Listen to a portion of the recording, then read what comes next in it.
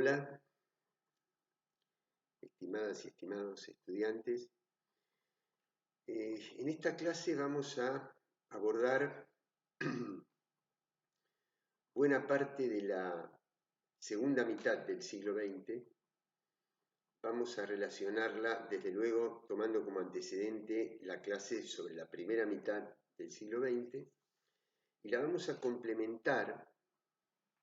con una clase que se llama algo así como el contexto de las dictaduras latinoamericanas, primera parte. Porque en ese video narramos la misma etapa histórica que en este, pero desde otra perspectiva, desde la perspectiva de los grandes movimientos sociales y culturales que se produjeron en aquel periodo de posguerra entre el año 1945, cuando finaliza la Primera Guerra Mundial, y mediados de los años 70, que es cuando se produce la reconfiguración, o se inicia, mejor dicho, la reconfiguración del capitalismo mundial, trasladándose de productivo a financiero. Esto lo dejo como título ahora, luego lo desarrollamos un poquitito más. Capitalismo productivo, bueno, finaliza la guerra y el mundo, Alemania queda dividida, Europa queda dividida y el mundo queda dividido en dos grandes bloques comandados por las dos grandes superpotencias, el bloque socialista para la Unión Soviética, el bloque capitalista con Estados Unidos como líder fundamental, acompañado por los otros dos países aliados, Inglaterra y Francia, en Europa. Pero Europa con muchas dificultades para reconstruirse, ¿no? Después de la devastación sufrida por la guerra mundial, con decenas de millones de muertes, las ciudades bombardeadas, los servicios cortados, falta de trabajo, con mucho temor por parte de los Estados Unidos de que las masas trabajadoras europeas desocupadas, desalentadas, pudieran verse tentadas por las ideas del comunismo. Algo que sucedió con cierta intensidad en Italia, donde tiene lugar el Partido Comunista de masas más grande de Europa, con muchas posibilidades de, mejor dicho, nunca logró gobernar Italia, porque Italia durante toda esa etapa de posguerra, hasta finales de la década de los años 70, es gobernada por la democracia cristiana, pero el Partido Comunista era el partido alternativo, era el partido que disputaba con la democracia cristiana, que obviamente tenía una alianza muy fuerte con el papado, con la sede de la Iglesia Católica Romana en el Vaticano. Entonces, por temor, por ejemplo, en Francia, en las elecciones legislativas que tienen lugar una vez concluida la Segunda Guerra, el Partido Comunista conquista casi un tercio de los votos, que era una suma demasiado importante como para no alarmar a los países capitalistas y liberales, y por lo tanto esto produce un shock de inversión de los Estados Unidos, un shock de dinero en dólares por parte de los Estados Unidos en Europa para acelerar el proceso de reconstrucción, crear empleo, desarrollo, etc. Ahora vamos a ver un poquito la integración europea. Quería decirles como marco de esto que vamos a abordar, que las dos grandes figuras, no figuras como individuos, sino las figuras como instituciones, como sujetos fundamentales de este proceso, son, en términos políticos, el Estado-Nación. y básicamente el Estado keynesiano, el Estado con fuerte poder de inversión y de intervención en el proceso económico. Y desde el punto de vista del modo de producción, el modo de producción taylorista, fordista, es decir, las cadenas de especialización, una enorme masa de operarios que se necesitan con mucha mano de obra para producir todos los bienes industriales, bienes cuya industria fundamental es la industria bélica, la industria militar, y de allí van surgiendo las tecnologías que se van transfiriendo a los distintos eslabones de la cadena productiva con las industrias pesadas, los bienes de capital, la fabricación de máquinas, herramientas y finalmente los bienes de consumo. Pero se necesitaban muchísimos operarios desde dos puntos de vista. Uno, porque debían trabajar para producir en las fábricas. Y además porque se los necesitaba como consumidores. Por el impacto que tiene, por la velocidad que adquiere la producción. El mundo genera una tasa de crecimiento en estos 30 años de posguerra extraordinarios, ¿no? Y si bien en el sistema socialista se distribuía de otra manera la ganancia económica, porque se apropiaba el Estado de la ganancia, que en los países capitalistas se apropiaban los propietarios de los medios de producción, y por lo tanto esa plusvalía se distribuye socialmente en los estados socialistas y se distribuye de manera a través de la propiedad privada en los países capitalistas, pero con un sentido inclusivo. ¿Por qué? Porque hacía falta consumidores de ese enorme volumen de producción, y además por el temor de que si se marginaba mucho a una clase social y se la sumergía demasiado, podía caer en la tentación de inclinarse por las ideas del socialismo. Entonces se sostiene mucho la figura del estado de bienestar, del estado keynesiano. Esto sucede en Europa y también sucede en América Latina, donde está expresado por el primer peronismo en la Argentina, por la figura de Getúlio Vargas en Brasil, que enarboló la idea del Estado Novo, por el general Ibáñez del Campo en Chile, por Eliezer Gaitán, que nunca llegó a gobernar Colombia porque fue asesinado, pero levantaba este tipo de ideas del estado de bienestar con fuerte intervención en el proceso económico y con alta sensibilidad para lograr la movilidad social ascendente de la población y apoyándose mucho en la fuerza de los trabajadores y en la organización sindical. Digo esto porque yo quiero tratar de desarrollar una idea que es la siguiente. El Estado es la figura central, pero el Estado pero mejor dicho, ese crecimiento que surge a partir de la responsabilidad económica del Estado, económica y social del Estado, va trayendo derivaciones, consecuencias en tres grandes ámbitos: en el ámbito institucional, en el ámbito de la sociedad civil y en el ámbito económico, que van a terminar al cabo de las 3 décadas siguientes,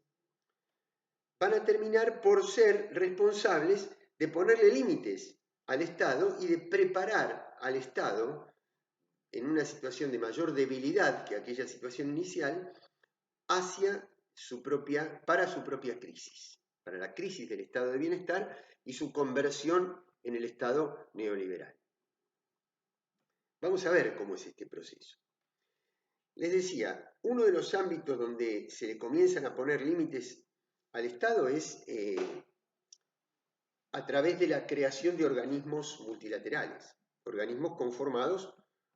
por una cantidad de estados. Después de la Primera Guerra Mundial, que termina en 1918, se había ensayado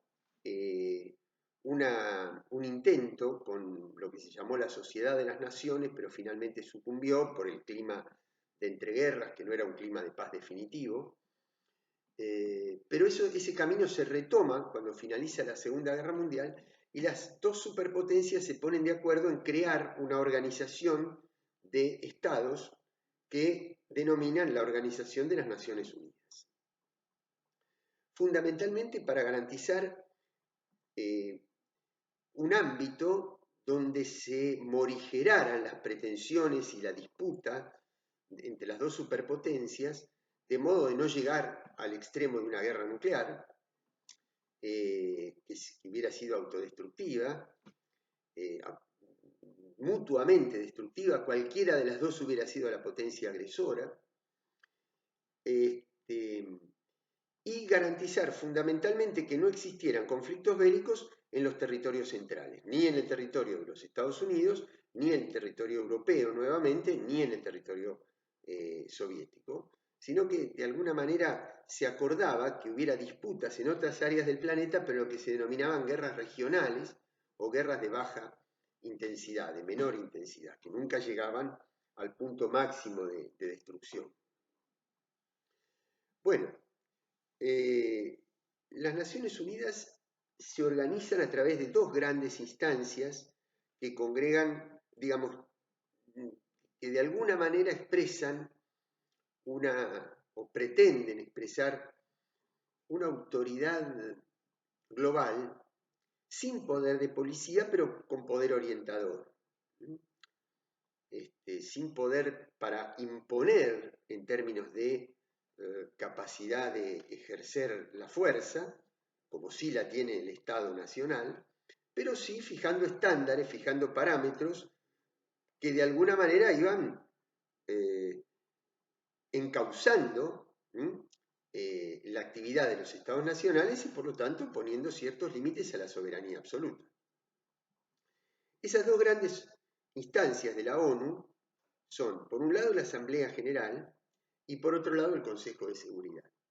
La Asamblea General aparece como un organismo formalmente más democrático porque está conformado por todos los países miembros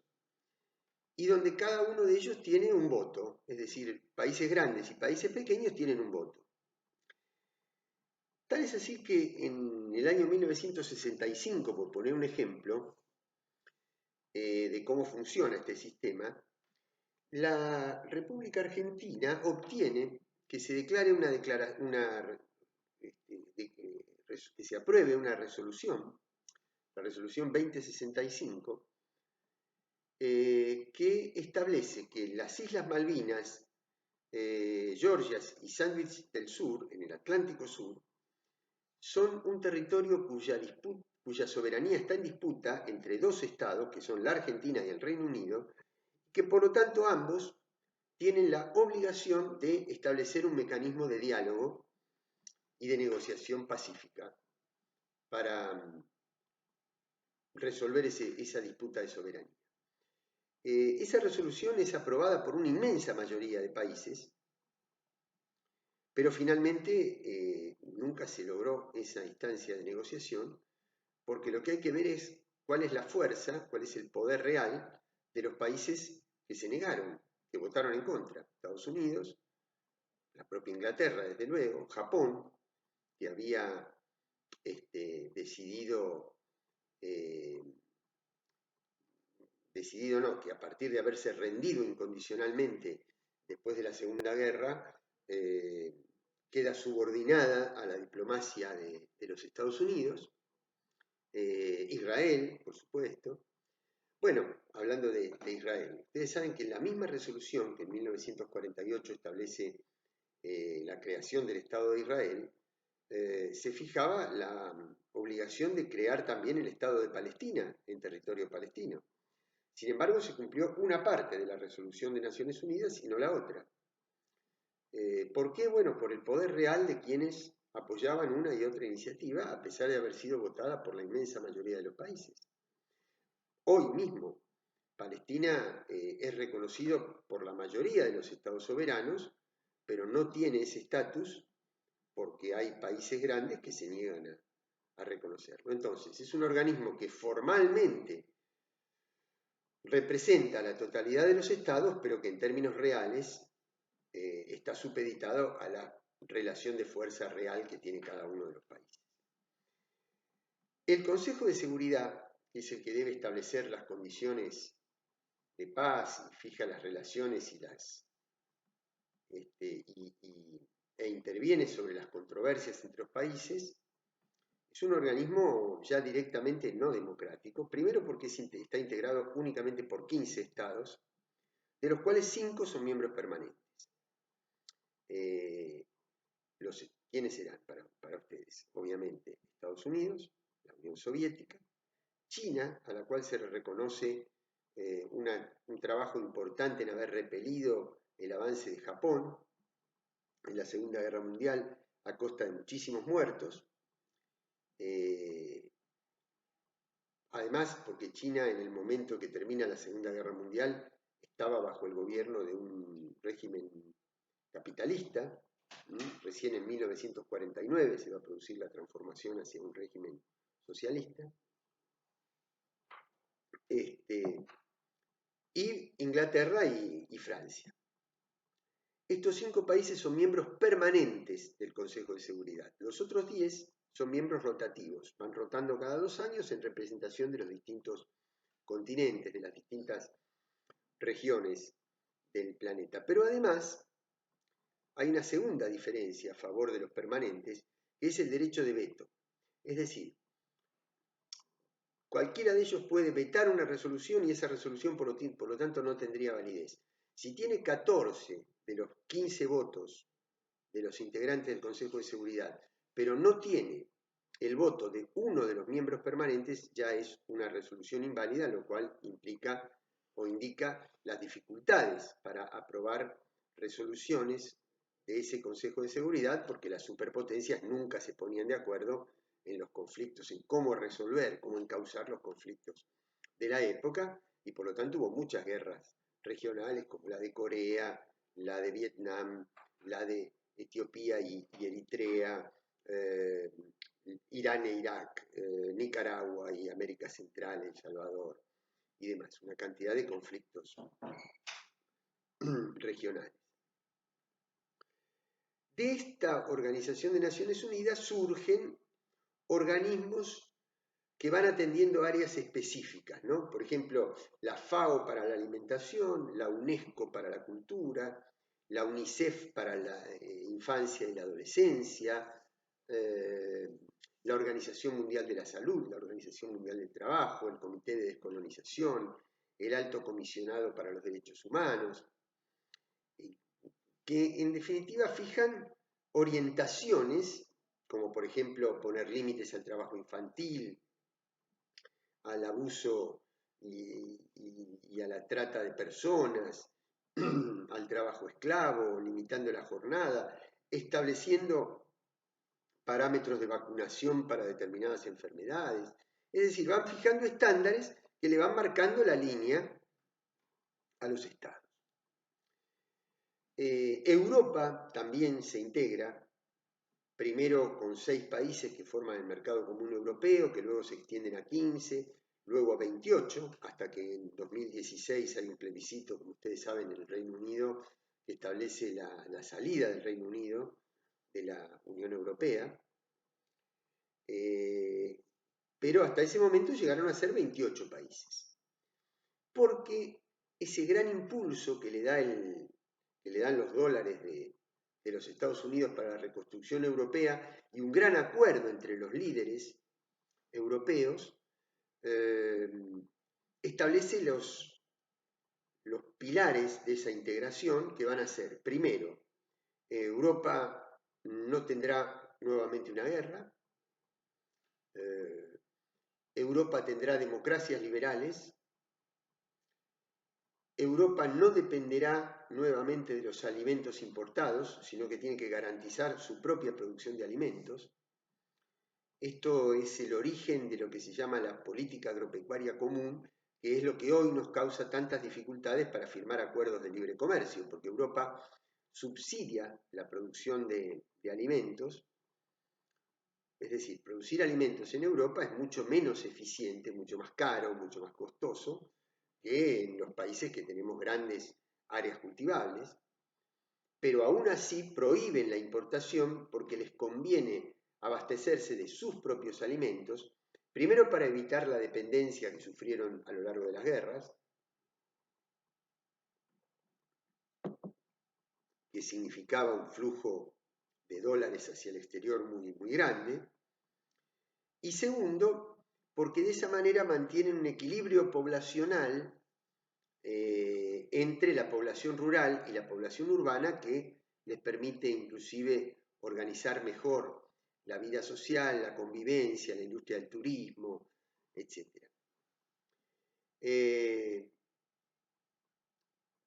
Unos años más tarde se crea una organización de protección militar del Atlántico Norte, que es la OTAN, la Organización del Tratado del Atlántico Norte,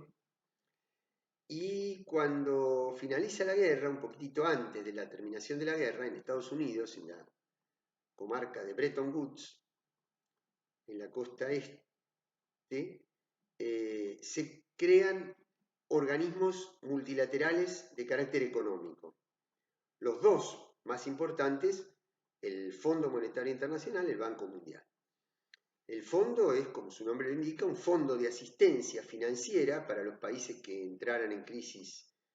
económica, en una inestabilidad, en un déficit muy fuerte de sus economías, un desequilibrio muy fuerte de sus economías. No está hecho para imponer recetas de ajuste, eso recién viene después, sobre todo en los años 70, donde ya comienza a desempeñar un papel político. Y el Banco Mundial es un banco de fomento de proyectos de desarrollo para los países, fundamentalmente para los países subdesarrollados, donde el banco financia con un 50% el costo de esos proyectos, el otro porcentaje lo tiene que poner el país que recibe el crédito. Son tasas muy bajas, muy convenientes, pero al mismo tiempo ejerce un rol de control político porque impone estudios de impacto, cálculos de factibilidad, consultorías y demás, que para poder recibir ese crédito hay que aceptar que los organismos que van a ejercer ese control también son nominados por el Banco Mundial, por lo tanto es un organismo de asistencia financiera por un lado, pero también de cierto control y disciplinamiento político, social y cultural, además de económico. En América Latina se crea la OEA, la Organización de Estados Americanos, en el año 1948, obviamente en un momento de una supremacía extraordinaria de los Estados Unidos. Los Estados Unidos, sintiéndose responsables de haber salvado a Europa del nazismo, por lo menos a una parte muy importante de Europa, se atribuye un rol de supremacía a nivel mundial, un poco como consecuencia, como continuidad de lo que ellos llamaron el gran destino manifiesto de los Estados Unidos, ¿no? Ese gran destino manifiesto tiene un origen cuando los colonos llegan y ven ese territorio fértil de una extensión indescriptible, extraordinario, con una naturaleza ilimitada que les da una sensación de conquista del futuro extraordinario. Un segundo momento es cuando el ejército unionista de los estados del norte triunfan en la guerra civil del siglo XIX y fundan un país industrial y se instalan en el mundo a partir de la revolución industrial como un país proveedor de manufacturas. Y el tercero es definitivamente cuando se sienten responsables de haber liberado a Europa, a Japón, al África del Norte del nazifascismo de la Segunda Guerra Mundial. Entonces ejercen una hegemonía, un predominio, una influencia muy grande sobre toda América Latina. Tal es así que cuando en 1959 triunfa la Revolución Cubana y desaloja a un gobernante que contaba con el apoyo en ese momento de un fuerte apoyo político de los Estados Unidos, y pocos meses después se alinea con la Unión Soviética, Estados Unidos le imponen el bloqueo económico y comercial, pero además la sanción política de que, como supuestamente Cuba no expresaba los ideales democráticos de la democracia liberal estadounidense, los países de la OEA debían suspender a Cuba y cortar relaciones diplomáticas. La mayoría, prácticamente todos los países cumplen ese designio de los Estados Unidos, inclusive la Argentina, que estaba bajo la presidencia de Arturo Frondizi,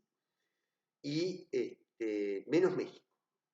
México mantiene relaciones, es decir, acepta la suspensión de la OEA y sigue participando de la OEA sin Cuba, pero, pero mantiene relaciones diplomáticas con Cuba. Bueno, el segundo universo que quiero expresar como muestra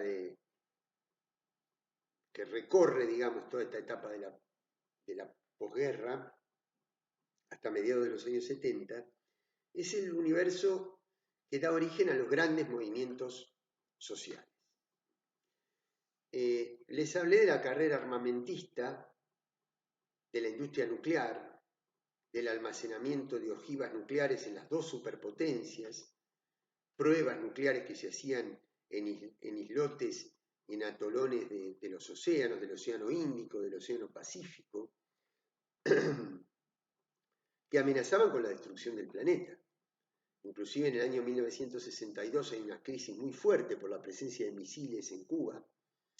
que finalmente se resuelve, pero que llevaron al mundo a una máxima tensión entre los dos gobiernos, el de Moscú y el de Washington. Entonces, la reacción frente a eso son los movimientos, los primeros embriones de los movimientos pacifistas. El otro gran embrión de los movimientos sociales tiene que ver con el desarrollo ilimitado de la industria, ¿no? Esa idea de que el crecimiento industrial era el factor fundamental del progreso de todas las sociedades, y que cuanto más desarrollo, mejor era el país. Obviamente ese desarrollo estaba apoyado en la utilización indiscriminada de combustible fósil. Tal es así que en los antiguos libros de geografía, antes de que la geografía cambiara de paradigma y se convirtiera en una ciencia más social y más humana, ustedes tenían en los institutos de enseñanza, fueran primarios, secundarios, públicos, privados, tenían el mapa físico con la orografía, que eran las cadenas montañosas, el relieve, la hidrografía con los ríos y los lagos y los mares, la fauna, la flora, la división política, y también tenían los mapas económicos, donde tenían dibujitos, ¿no? Es decir, donde había cereales, por ejemplo, estaba la espiguita de trigo, el copo de algodón, el pescadito donde había pesca, la vaquita donde había ganado, una torre de petróleo, mejor dicho, un pozo de petróleo, y donde había desarrollo industrial era un tinglado con ese techado así, ¿no? Inclinado, y una chimenea que lanzaba humo, que era la señal del desarrollo. Es decir, cuanto más de esas fabriquitas tuviera un mapa, más potente, más poderoso era el país que ocupaba ese territorio. A costa de el desenfreno en la explotación de los recursos naturales, fundamentalmente los recursos no renovables como el petróleo. Y aquí es donde, a partir de finales de los años 60, principios de los años 70, se comienza a tomar conciencia de las consecuencias que eso tenía para el medio ambiente, para la habitabilidad de la vida en la Tierra, y entonces ahí se originan y se organizan los grandes movimientos vinculados con el ecologismo y con el medio ambiente. Y después tenemos la tercera gran vertiente de los movimientos sociales, que tiene que ver con el rol de la mujer. Porque si bien los movimientos feministas ya existían desde el siglo anterior, desde el siglo XIX, por los límites en las horas de trabajo, la jornada laboral, las condiciones salariales y demás, y después se continúa con la lucha por el voto de la mujer, a partir de la posguerra, la mujer sale definitivamente del espacio doméstico que la limitaba, del espacio del interior del hogar, para incorporarse con mucho más plenitud tanto al mundo de la producción y del trabajo como al mundo del consumo. Y entonces surgen los movimientos, resurgen, digamos, con fuerza, se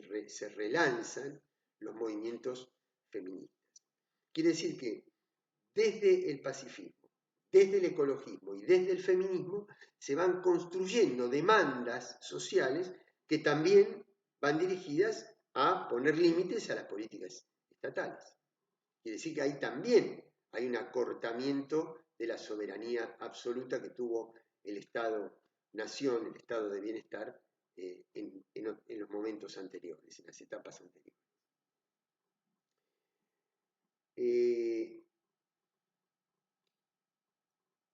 Y la tercera gran vertiente que limita, el tercer gran factor que va limitando la capacidad regulatoria del Estado y la acción soberana del Estado, es la expansión y la concentración y transnacionalización del capital económico y financiero. Fundamentalmente con origen en los Estados Unidos, pero que se despliega por todo el mundo capitalista y que le pone límites al Estado porque no quiere que el Estado lo regule. Quieren tener libertad de movimiento, libertad de ingresar en los países subdesarrollados, tener el mismo trato que las empresas nacionales, que les garanticen los derechos de propiedad intelectual, que les garanticen sus bienes privados, que no les cobren impuestos. Es decir, le imponen reglas al Estado. Es decir, surgen del estímulo que el Estado le da al crecimiento económico y luego se aprovechan de ese crecimiento económico para constituirse en un factor de poder con la mayor autonomía posible de las autoridades estatales. Ahora, no todo era imposición,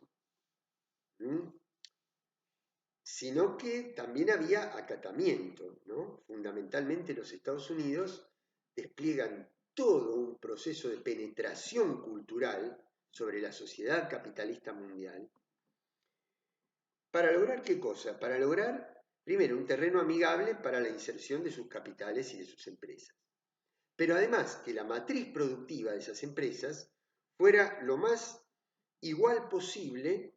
a la de los Estados Unidos. De tal manera de, primero, inculcar y hasta imponer, a través de esta penetración cultural, un determinado modo de vida para estandarizar la producción y la inversión productiva y la expansión de ese capital empresario, y para garantizarse, por lo tanto, a través de dos grandes aparatos culturales, el cine y la televisión, garantizarse justamente la naturalización, la aceptación, el enamoramiento de muchas sociedades de ese confort, de ese lujo, de ese bienestar de la sociedad americana de posguerra. Entonces se inculca una determinada indumentaria, una determinada organización familiar, una determinada distribución del mobiliario en las casas, en las oficinas, el diseño de los electrodomésticos, los automóviles. Es decir, prácticamente toda la industria se estandariza de tal manera de facilitar el proceso de penetración económica y de inversión de capital en los Estados Unidos. Y además, la industria cultural tiene una segunda función fundamental, que es una función política, que es establecer los modelos del bien y del mal. Toda la primera etapa de la cinematografía de los Estados Unidos tuvo que ver con la conquista del territorio, con la conquista del oeste, las series del Far West, las series de vaqueros, los western, tan famosos, donde se imponía la autoridad por sobre el indio que poblaba originariamente esos territorios, que era el salvaje, y contra los villanos, ¿no? Establece una determinada legitimidad del orden legal establecido por las autoridades gubernamentales. Luego vienen las series de guerra, donde el enemigo, es decir, para fortalecer una identidad nacional que luego se transnacionaliza a todo el mundo capitalista, se establece un enemigo. Primero fue el nazismo, después fue el comunismo, a través de las series de espionaje, de las películas, de las producciones de Hollywood y también de la ficción, como por ejemplo el Superagente 86, donde se pelean dos grandes agencias, una Caos y la otra Control. Ustedes se imaginarán quién era Caos y quién era Control, a través de una serie cómica. Pero también Misión Imposible, la saga de James Bond, la propia saga de Rocky, ese boxeador estadounidense tan sacrificado, tan poderoso, tan portentoso que era Sylvester Stallone. En la última película de la saga ya directamente pelea él con el campeón soviético y los shorts deportivos, digamos, que cada uno viste en la pelea final eran las banderas de los dos países. Y así varias sagas, tanto de series como de películas. Después se establecen estereotipos culturales a través del cine, ¿no? La ineficiencia de la industria automotriz japonesa, cuando los autos de Japón penetraban en el mercado estadounidense y no querían permitirlo.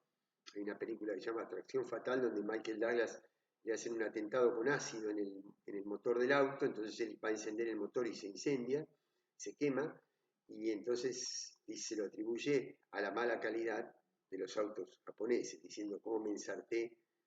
comprando un auto japonés, ¿no? Pero después los estereotipos, ¿no? El latinoamericano, ya sea mexicano, venezolano, es narcotraficante, vive en barrios humildes y semisalvajes, el árabe es un fanático irracional y antidemocrático, bueno, el chino es un explotador, oscurantista, medieval. Bueno, todas esas cosas son los estereotipos que se van fijando a través de los aparatos culturales, fundamentalmente del cine y la televisión. Ustedes fíjense que cuando se produce la Revolución Cubana, muchos cubanos logran salir del territorio, se refugian en Miami, y uno de ellos, se llamaba Goar Mestre, viene a la Argentina y establece Canal 13, que Canal 13 es el estereotipo, digamos, de la formación del sentido común para la clase media argentina, en un momento en que la clase media tenía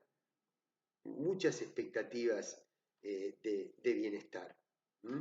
El prototipo de la familia en programas de televisión en horarios centrales, de la familia de clase media. Algunos con un nivel de consumo mayor consumían el Ford Falcon, por ejemplo, el Torino, que era de fabricación nacional, los autos para el campo, que eran el rastrojero diésel y la estanciera, el Chevrolet, el Valiant, que era fabricado por la empresa Chrysler, el Rambler. Pero después había una segunda gama, que era el Citroën, el Renault Gordini, el Renault Dauphine y el Fiat 600, que era para los obreros industriales, en un momento de un gran auge de la actividad industrial en la Argentina, obreros que tenían su crédito hipotecario, su autito, su hotel sindical en los balnearios de la costa atlántica, su obra social y el hospital sindical también. Es decir, un momento de un gran desarrollo productivo, donde había disputas con el mundo empresario, pero había una burguesía empresaria nacional y un proletariado muy organizado a partir de un sindicalismo fuerte, que es la herencia del primer peronismo. Tal es así que en el Cordobazo, que es el hecho de masas, después del 17 de octubre de 1945, es el hecho de masas más importante en la Argentina del siglo XX, el 29 de mayo de 1969, si bien los obreros y los estudiantes en Córdoba lanzan una tremenda protesta ciudadana que comienza a desgastar el gobierno de la dictadura que estaba en ese momento, estaban en condiciones, tanto la universidad como el trabajo industrial, en condiciones muchísimo mejores de las que está hoy. Lo cual prueba que no es cierto que cuanto peor estemos, más capacidad de organización y de protesta. A veces el retroceso social y cultural y laboral lleva a una zozobra tan grande, a una desesperanza tan grande, que termina naturalizando esas prácticas, haciendo cundir en la resignación a esos sectores y les resta capacidad de organización y de movilización. Por el contrario, cuando hay una sociedad civil fuerte, se organiza, demanda políticas estatales y requiere un Estado fuerte también, y todo el sistema crece, sociedad y Estado. Lo que sí es cierto, para ir concluyendo, es que los Estados Unidos imponían la idea de que tenía que haber democracia, no querían la lucha violenta. Pero resulta que cuando a través de la democracia liberal se elegían presidentes que a los Estados Unidos no les gustaban, y esto pasó en Nicaragua, en Dominicana, en Guatemala, en Colombia, en Argentina con el peronismo, desde luego, en Chile con Salvador Allende,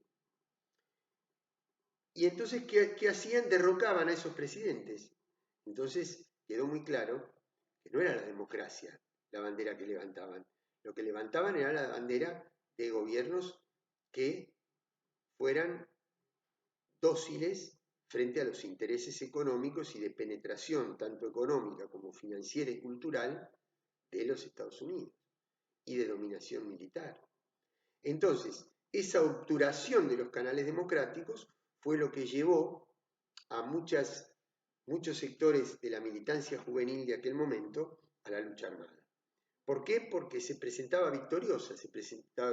en los movimientos independentistas de África, como el Congo, Angola, Argelia, y también en Cuba. Y entonces la cercanía, la relación estrecha entre política y lucha armada era mucho más familiar para la juventud de aquellos días que la que es hoy, que América Latina se ha convertido mucho más en una zona de paz,